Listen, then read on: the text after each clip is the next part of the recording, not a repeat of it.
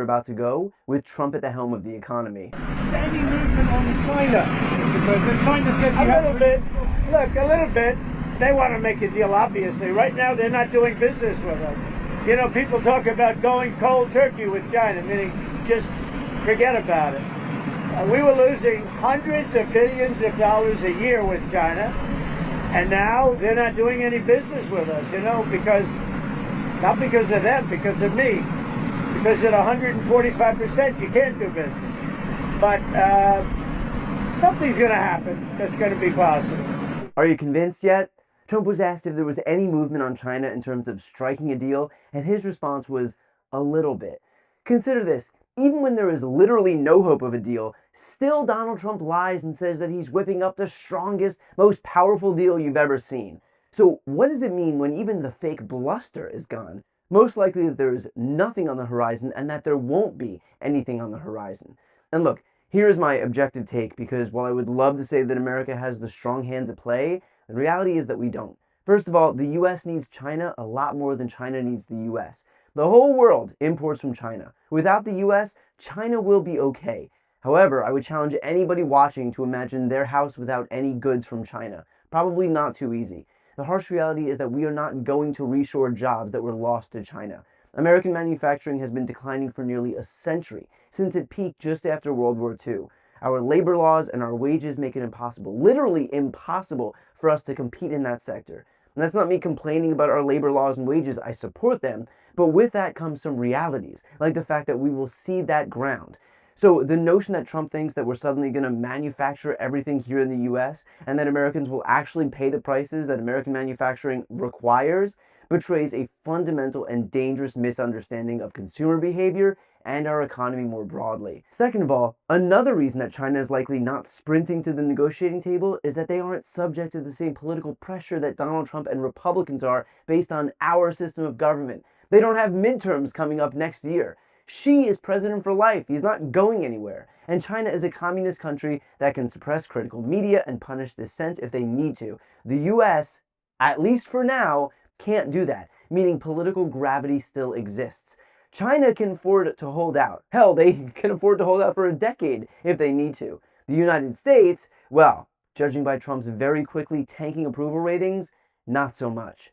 The likely resolution here is that Donald Trump caves, like we all know he's going to do, like he's done multiple times in the past, and we'll all go back to pre-tariff rates, only the rest of the world will be much less reliant on the US because they've now recognized that we are an unreliable trade partner. Countries will import fewer goods from American farmers, for example, by going to places like Brazil for soybeans and Australia for beef. Why? Because their countries are not led by a manic egomaniac who will turn the switch on and off on a whim. So even if the rates do go back to normal, our country is already, as of right now, going to be worse off. Which is why what he says here is such nonsense. 4.5 years ago, I left, and I'll tell you what, we didn't have any of these problems. The good news is costs are way down, groceries are down, eggs are down, gasoline is way down. It's all coming down. It's all looking good. The tariffs are strong. We're taking in a lot of money from tariffs. We were losing a lot before I got here. We were losing billions of dollars a day, and now we're doing great, and we haven't even kicked in yet. And eventually we'll be reducing taxes very substantially for the people of our country because the money is so great coming in from tariffs that I'll be able to reduce taxes to a very large extent and maybe almost completely. Okay, I want to be clear. What Trump is saying is absolute fiction. First of all, when he says that we're taking in all this money from tariffs, what he means is that he is taxing Americans. Foreign countries do not pay tariffs. American consumers pay tariffs, period. No other way around it. We can't tax other countries. We don't give them tax bills from our IRS. We have no way of charging them. We impose import tariffs that are paid by the importing companies, which those companies then pass on to the consumer, meaning us. In fact, the whole basis for this trade war is based on Donald Trump's fundamental misunderstanding of very basic economics. Here's economist Jeffrey Sachs explaining as much here. If you take your credit card and you go shopping and you run up a large credit card debt, you're running a trade deficit. with all those shops. Now, it would be pretty strange if you then blamed all the shop owners for having sold you all those things. You're ripping me off, you're ripping me off, you're ripping me off, I'm running a trade deficit. That is the level of understanding of the President of the United States. The trade deficit does not represent at all trade policies. It represents spending relative to production or earnings. We call that an identity. I teach it in the second day of my course in international monetary economics. Trump never made it to the second day. So he says, you're running a trade deficit, look, they're all cheating me. But all that's happening is the United States is outspending its national income. So either Donald Trump truly does not have the slightest fucking clue what he is talking about, which is very possible, or he's got a more self-serving plan in mind. And we're going to make a lot of money, and we're going to cut taxes for the people of this country. It'll take a little while before we do that, but we're going to be cutting taxes, and it's possible we'll do a complete tax cut, because I think the tariffs will be enough to cut all of the income tax. Now, we have a lot of debt that's been left to us, unfortunately, over many years. We'll take care of that, but the tariffs, if people only understood the tariffs, we're going to be giving people of this country a tremendous tax cut. And we're going to start with people making less than $200,000 a year. And there it is. He wants to eliminate personal income tax. These tariffs are his way of shifting the tax burden from people like him to working class Americans. Remember, the top 1% paid 42% of income taxes in 2020, while the bottom 50% paid just 2.3%. Why? Because those top 1% earners make the majority of the money in this country, so it's commensurate.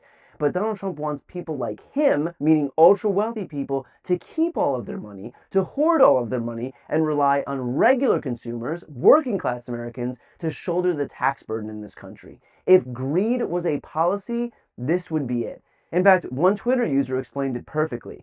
The U.S. collects $4.5 trillion of income tax per year. The U.S. imports $3.8 trillion per year. We'd have to self-tax our imports at 120% to replace income tax with tariffs. Would you prefer your cost of living double in order to not pay any more income tax? Trump knows that he could never replace income taxes with tariffs without wreaking havoc on the working class, but he doesn't care because he isn't working class. The biggest con in the United States is a billionaire, funded by other billionaires, getting into office with empty promises of bringing down the cost of eggs and housing, only to immediately crash the economy because he starts implementing a long-term plan to eliminate his own tax burden while seeking to more than double the price of everything for regular Americans. Look, I'm not here to relitigate anybody's vote from 2024, but I will say this. I hope that Americans, left, right, and center, can disabuse yourselves of this notion that Republicans will ever help the working class, will ever help regular people. The last time the Republicans had full control of government, they promised you a cheaper and more comprehensive healthcare plan, they promised you a middle-class tax cut, they promised you an infrastructure upgrade, they promised you a manufacturing renaissance. Literally none of those things happened. They passed a tax cut for the ultra-wealthy, where 83% of the benefits went to millionaires and billionaires. And now they're doing the exact same thing, promising you the sun and the moon, that the prices of housing and rent and groceries and eggs are all going to plummet, and instead you are paying more for literally everything. The stock market has crashed, we're likely in a recession, your 401k is gutted. I don't know how many times Lucy has to pull the football away from Charlie Brown before we finally get the picture, but my job is to show you, in as clear terms as humanly possible, what is happening. We are being lied to by somebody whose only goal is to help himself and the wealthy donors who he surrounds himself with.